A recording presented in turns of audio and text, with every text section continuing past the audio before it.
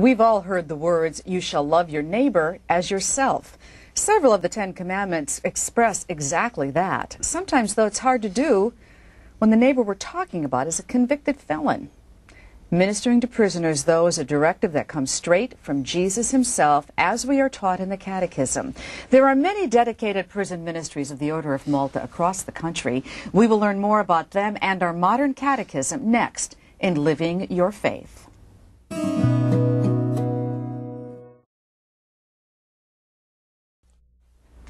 How does prison ministry live our faith through the commandments?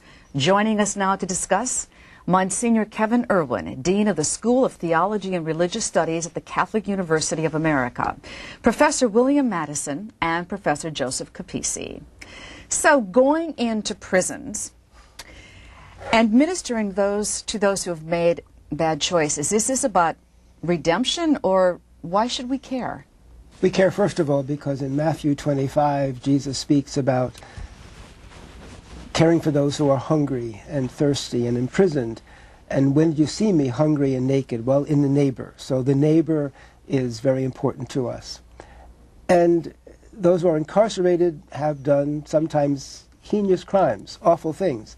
But redemption, changing of mind, changing of heart, that's always what's on the agenda of the Church.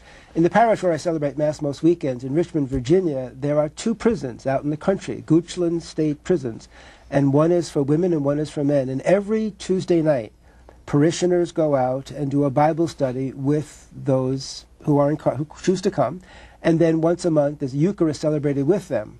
It's a part of what Catholics do to extend hope, always looking for redemption, looking for change of life. Conversion is always possible, and that's part of what we do. But we do it because the neighbor is not someone who is to be shut out. The neighbor really is we're in relationship with them. And how do they react to it? The sower sows the seed, and you never quite know how they react to it. And some come, and some are changed, and some want to be changed, and some look for halfway houses, and some do look for a change of life, and others don't, and we all know that. But the Church is always in a position of sowing the seed and doing its best and to invite, but as far as how it works out, we never quite know.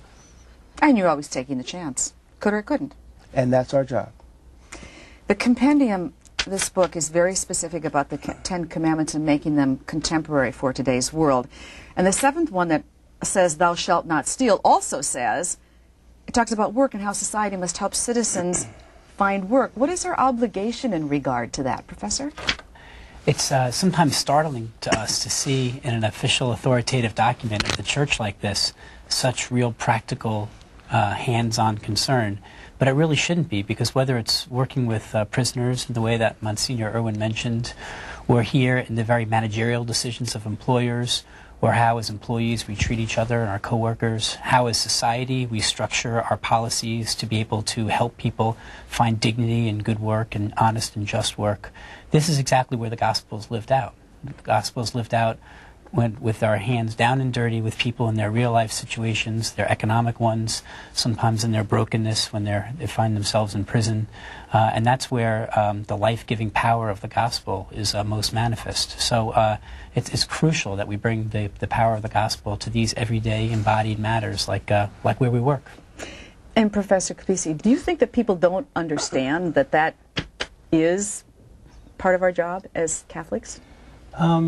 I think often they can forget that that's part of their job. I think Catholics tend to understand we're supposed to help our neighbor, but I think sometimes forget, as Professor Madison is suggesting, the many ways the things that we have already ourselves and take for granted can be of assistance to those who don't have those kinds of things. So those of us who already have work and good work, or those of us who have businesses and can employ other people, probably just forget about our responsibilities to give from the things that we have to those people who don't. And people who don't have work, and we're talking about people who want work, right, need for us to give them something if we're capable of doing it. And it obviously relates as well in a kind of practical way to the question of prison ministries, right? I mean, obviously, when people can't work and can't provide for themselves or their families, they're going to be more disposed towards activity that is criminal.